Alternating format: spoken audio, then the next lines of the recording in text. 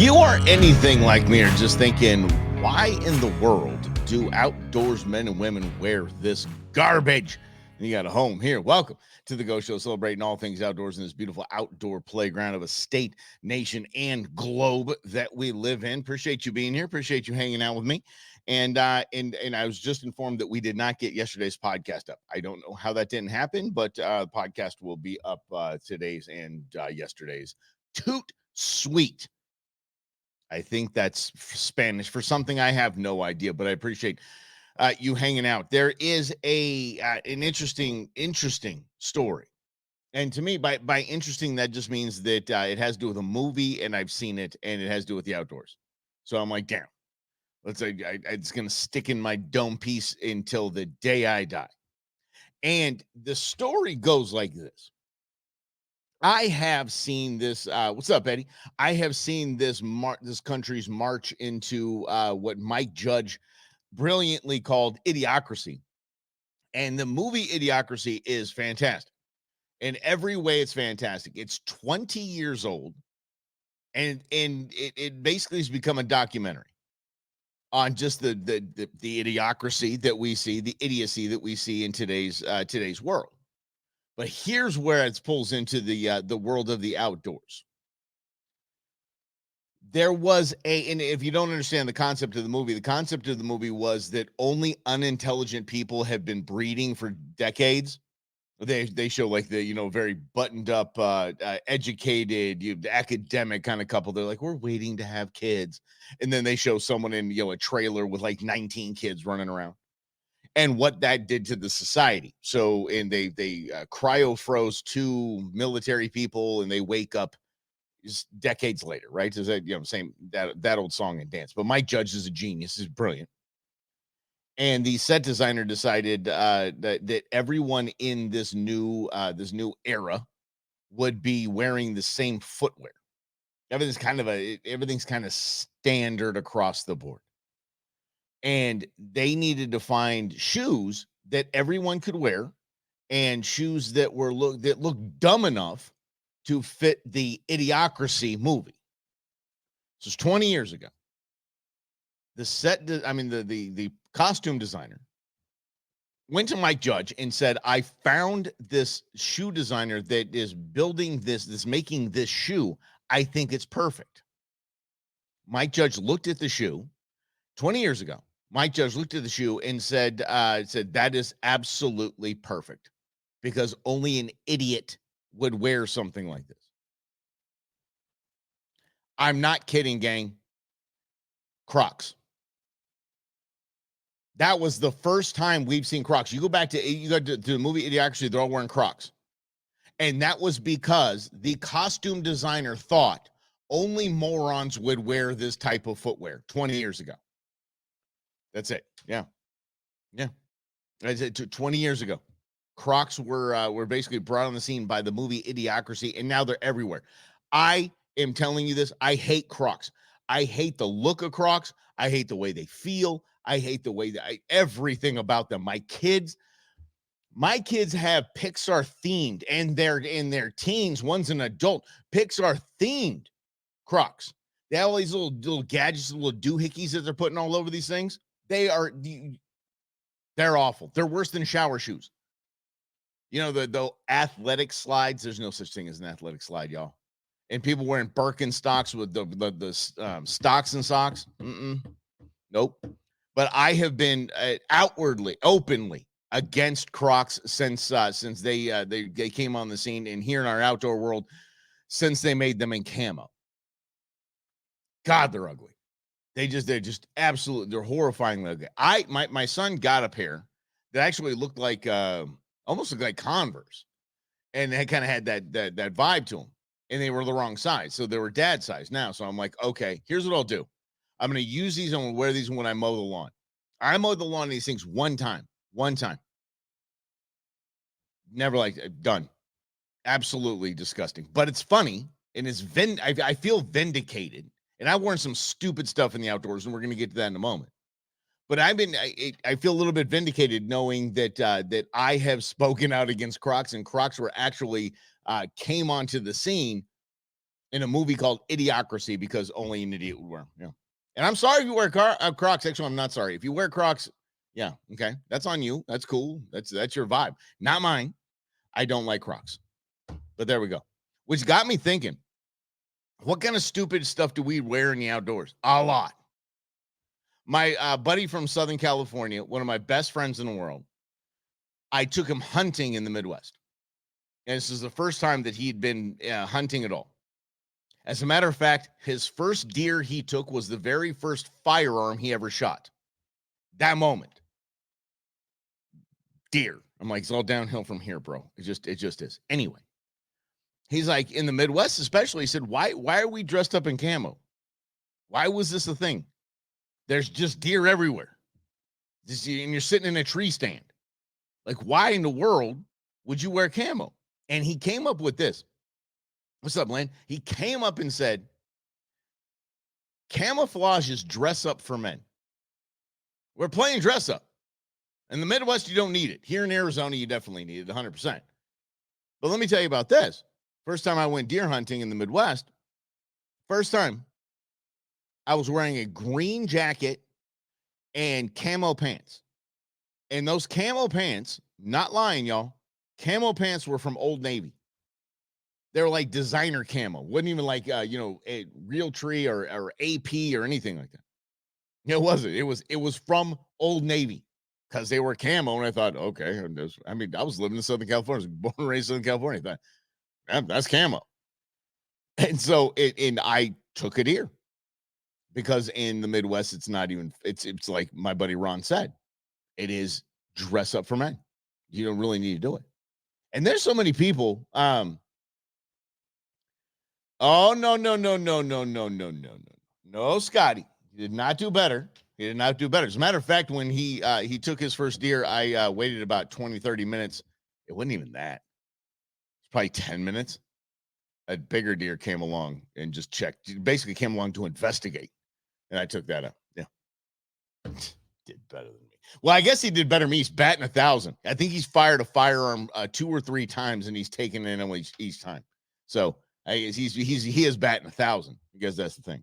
Okay, so but the stuff we wear is normally really isn't that big of a deal. If you are in a duck blind, for the love of grief, and you're camoed to the nth, you don't really see why. You're in a blind. You're in a blind. If you're especially in one of those lay down blinds, the ones where you're kind of laying like a big sleeping bag, why are you wearing camo in there? I'm wearing the nicest, the warmest pair of pants I have. Is what I'm wearing under there. Not worried about any of that. Jenny Rigo, God love her, the general manager of Sportsman's Warehouse in Flagstaff. She used to be down here. And she has taken I think all of the Arizona Big Ten, except for 1 or 2. So she's gone 8 out of 10, the Arizona Big Ten, with a bow. She's like gangsta.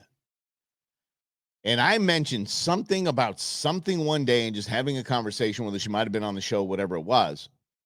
Mentioned something.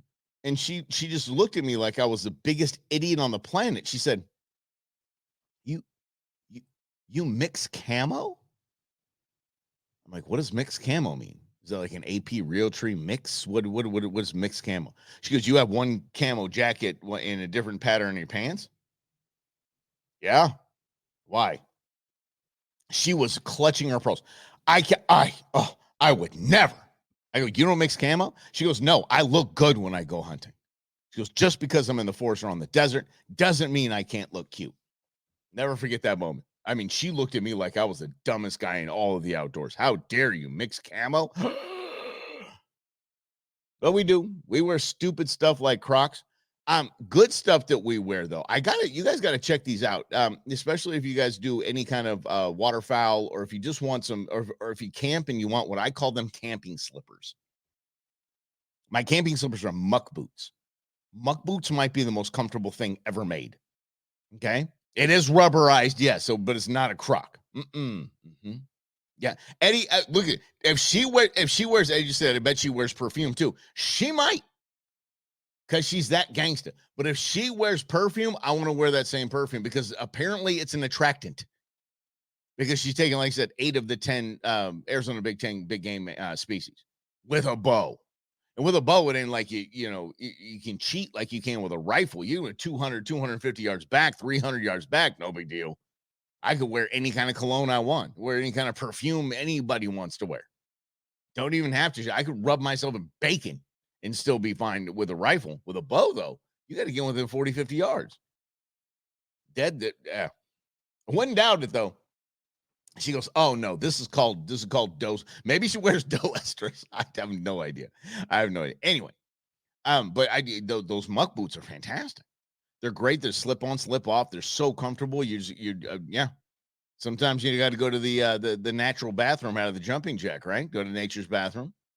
And I've been out there just in my chonies and muck boots. I'm sorry for the visual, but I have. And you just slide them on, man. Get in there, get right back in the jumping jack, slide those suckers off, and away you go. Oh man, it's fantastic. Yeah. But we wear just we kind of go overkill, I would say. And understand this. The reason why you see a lot of hunters back in the day, and they're wearing that black and red checker pattern, deer can't see that. That's the best camo there is.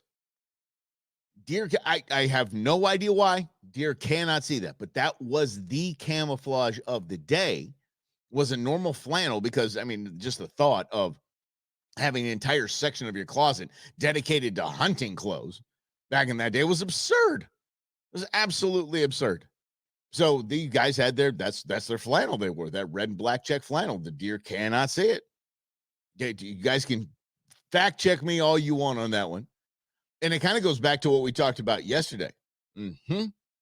Oh, it's okay, buddy. Hey, Grizz, don't worry, pal. Tomorrow we're gonna do the fuzzy cow petting, because I think that is the picture you sent me. Fantastic. Yeah. But it goes back to what I was talking about, buying gear. Spending a lot of money on camo, to me, is absurd. I do not have expensive camo. I really, really don't.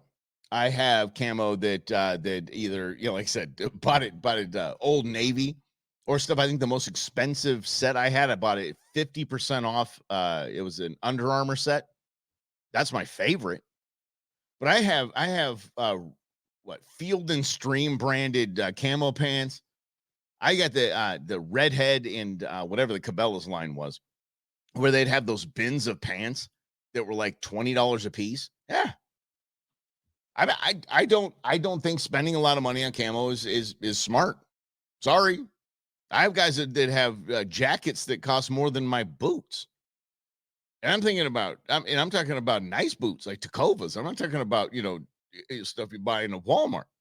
Their jackets are expensive.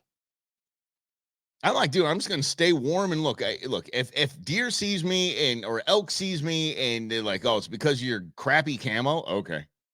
That's it. Yeah. Yeah. Was that? Not sure if you saw my comment from yesterday, but I got results 34A. Nice. There we go. All right. 34A, late October. Here's what you do. Eddie, you act like you've never hunted before and roll into like a Circle K and just ask the dude, hey, do you know where any deer are? And they'll point to it and you just go and you shoot the deer. That's happened to me not once, twice. I helped two guys off the mountain with a deer. I helped them off the mountain in their side by side. And do I have to get in this? They asked me if I wanted a beer afterwards. They gave me a Michelob Ultra. If y'all know me, yeah. Carry good beer if you're gonna use it as currency, man. Yeah, let me tell you, yeah. And but here's the deal. They said, yeah, this is our first time hunting in Arizona. We just stopped at Circle K to get some coffee on the way here. Asked the guy where to go, and he told us to come here. Just after first light, boom, done. It's awful. And then they handed me a Michelob Ultra. I tell you what. In mountain, desert, or any kind of outdoor world, toilet paper and beer are currency. And so have lots of toilet paper and good beer. So you gotta. It's better to barter that. Would you like a craft beer? Yeah. Now you bet that's an attaboy and a half, right there. Hey, thanks for hanging out. This is the Go Show, celebrating all things outdoors in this beautiful outdoor playground of state, nation, world that we live in. Um, yeah, but the Croc story is absolutely hilarious. This is an interesting thing that I come across because I think it's dumb right out of the gate. And I say this because I want to warn you when you all read things like this, and it looks like it's something that is credible, reputable. It's probably credible, probably reputable, but it's very rarely true. Here's the headline: if you want to live longer, eat more small fish, a study says. Boy, forget the avocados and kale. Small fish may be the next superfood fad. And I think fad is proper, a very good way to put it. Turns out if you want to live longer, you should eat more small fish. However, here's the catch. See what they did there. Here's the catch. Catch fish. You have to eat the you have to eat the small fish whole. We're talking head, bones, and all. See, this is exactly why. You're like, oh yeah, I have anchovies, or I eat smaller fish like bluegill, and we just fried up some tilapia the other day. Now you think you're gonna live long? The study says no. You have to eat the fish whole. That's why. Stop. Anything that anything that you're told in the media, or like the government says, don't eat eggs. Eat a lot of eggs then. Don't eat this. Go eat that. And now you have to eat your fish, but you got to eat them whole. But remember, just 2 months ago, they told us that we can't eat the fish anymore because of the mercury. So we should stay away from fish. But now it's okay to eat fish as long as apparently the I don't know, fish brain counteracts the mercury. I have no idea what this is. This is a bunch of nonsense. Here's the deal: eat game meat. There you go. Game meat and fish. You're good. That's it. I know I have no idea if my girlfriend's listening right now. So, but if she is, I will say this just in case she's listening. Have a salad too. Some leafy green. There you go. Mm-hmm. Yeah. But anything they tell you to do, the studied experts, I look into the opposite. I do some solid research into the opposite. You shouldn't eat as much red meat. What if the red meat's game meat? Oh yeah, that's probably pretty good. Mm-hmm. Which tells you that the junk you're getting from the grocery store, es no bueno. But speaking of fish, and this has happened to me several times. Oh, see, dear, yes, there you are. I said leafy green salad. Here we go. Yes. Small fish are better than large fish because the mercury absorption. Yeah. Mm-hmm. Or I'm backwards on something to that effect. Yeah, something. But here's the deal: Scotty just said small fish are better than large fish because of the mercury absorption. Or I'm backwards on that. Everybody's backwards on that. It just everybody's backwards on all of this. Look, I actually switched to a from just the normal Western medicine doctor. I switched up kind of part time to who we lovingly refer to as my witch doctor, and that she's a naturopath. So, like, if I get a blood draw, it's like 17 vials of blood. I mean, it's they check everything, and so she dials me in on this, tweak that, do this, don't do that, do this. And I asked her, I said, hey, listen, next time I come by, I'm going to bring you some bison. She said, oh, that's way cool. I like the bison burger. I said, great. She goes, what mix did you get? I said 80-20. She goes, get 70-30 next time. Needs more fat, better for you. Where in the world have you heard more fat, better for you? Because nobody knows which way is up. It's which lobbyist has the most money. Oh, the egg lobby not doing so good. Can't eat eggs. Eggs are bad for you. Oh, now the egg lobby has a bunch of money. Hey, 3 eggs a day is fine. Yeah, salad a day keeps the doctor away, or something to that effect. I just dig fiber. So yeah, so I guess that's my leafy green. Buddy of mine is on the carnivore diet. Guy eats raw liver every morning. Like it's chunks of raw liver. Yeah. And then I don't know if you've ever tried it. I've tried it. It tastes like you're eating a soft penny. Yeah. So he has he'll eat liver, and then he'll eat like 2 ribeyes for the rest of the day. That's his intake. He's a carnivore diet, only meat only. And he's like, there's some side effects. There's some side effects that are interesting. And so just check with your doctor, check with a few doctors, and don't just read the article that says, oh, if I eat small fish, I'm gonna be good. This has happened to me, and I want to warn y'all, because there is yet another fishing hole that has been shut down. In the headline was, here's what national water access issues can teach us about losing our favorite fishing spot. There was a whatever, it was local game and fish, Forest Service, whatever it was, posted on here, as of this date, fishing will no longer be allowed on this property, right? Somebody made a bigger sign to go right by it. It says, no fishing. You a-holes couldn't keep it clean.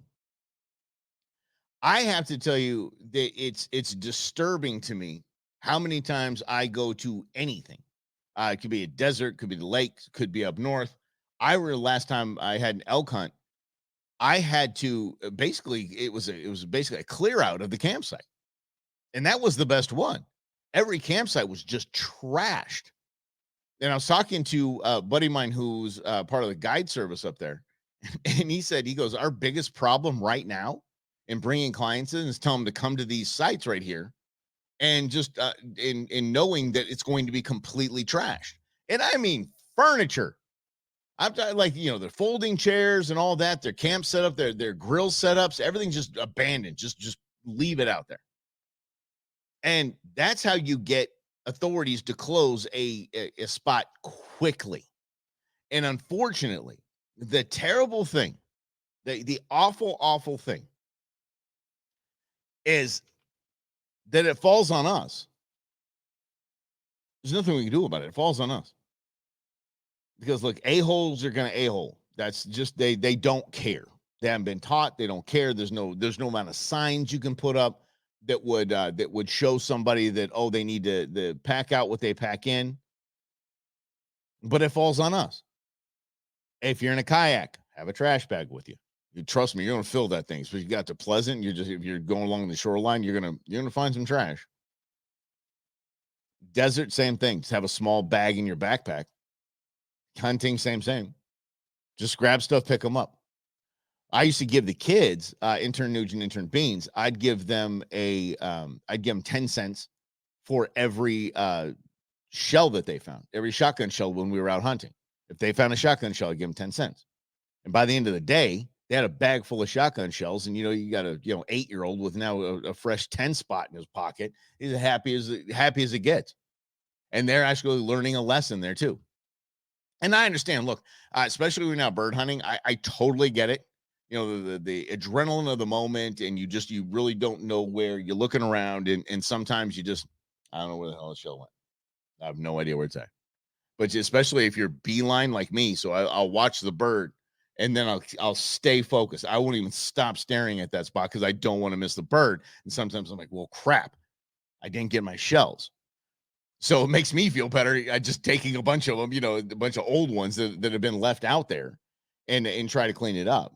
And especially when I'm hunting at the club, at Desert Creek Sportsman's Club, I want to, I want Tony's place to be as nice as I can possibly leave it. So I'm always picking up shells out there. But this is happening all over the place. You understand? We'll go back to the winning of the hearts and minds movement. You're winning hearts and minds when you're getting things closed down. You're not winning hearts and minds. I'll put it this way: those that want you not to hunt, those that want you to not fish, those that want to shut it all down, are looking for every damn reason they can find. And there's no better reason than, look, they're trashing the landscape. They're trashing the environment. They're absolutely, it's something we need to shut down. And it's not too difficult to get them to shut that down. It could be a private piece of land, maybe a piece of farmland, and go knock on the door and be like, you understand that you're letting people hunt and fish on your land. They're trashing it. Shuts that down pretty quickly, doesn't it?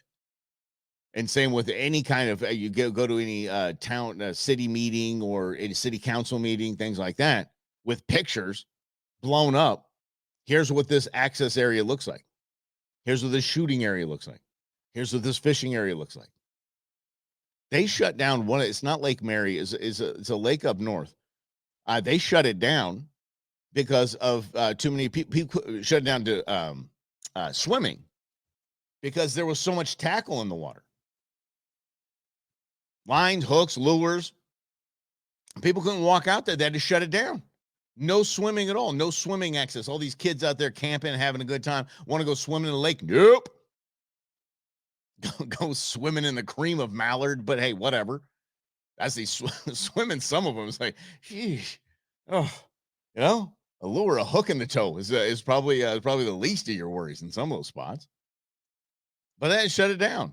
And then who has to? We're the ones that have to go out there and fix things. I mean, they had to have divers go in, and I don't know, this is very recently. They had divers go in and just basically plucking lures out. You want a gig? How about that? Get some dive equipment and just go along the shore of most of these lakes. You are going to pull out a lot of lures. You're going to pull out a lot of probably expensive lures. And you just sell them for $1 a piece. Dang, have a kid do that? You're going to retire and retire quickly. So hunting is the same thing. And by the way, the biggest cardinal sin you can do is, especially if you're on somebody's land, is just shoot near any kind of structure. I mean, you're going to get it shut down immediately. And here in Arizona, there's a lot of places that are shut down because of jabronis that are out there just leaving their stuff, leaving beer cans. That's the worst to me. And yes, people do drink beer when they hunt. I don't need to send an email that one. Beer cans drive me nuts. Like how damn lazy are you? Like seriously, how lazy are you? I mean, what is it that you didn't want to put it in your pack and your pack smell like beer? Well, you were drinking while you were out there, you slappy. I mean, this is what it is. Yeah. I did tell Grizz that we are going to talk about petting the fuzzy cows. I have an idea. He sent a picture, and I actually have an idea that this might work. We might get people to stop petting the fuzzy cows if we just implement this. And tomorrow, we're also going to be talking about duck season in Australia and these activists. Wait till you see these people. Holy mackerel. You got to tip the hat to them. I mean, they're tenacious. They're on it. At least they're doing something, right? Appreciate you hanging out with all of us. Thank you so much, Grizz, Eddie, and the lovely Becky. Lynn, Scotty, appreciate you guys. And Scotty, I will, let's see here, find which doctor. Okay, actually, Scotty, you're going to want to tune in just a few moments to the Russell and Hunters and other news because we're going to talk about just that. And I'll get you that information, buddy. I will. All right. Hey, guys, thanks for hanging out with us. Appreciate it. We'll see you tomorrow right here on the Go Show, celebrating all things outdoors in this beautiful outdoor playground of a state, nation, and world that we live in. Have a great afternoon.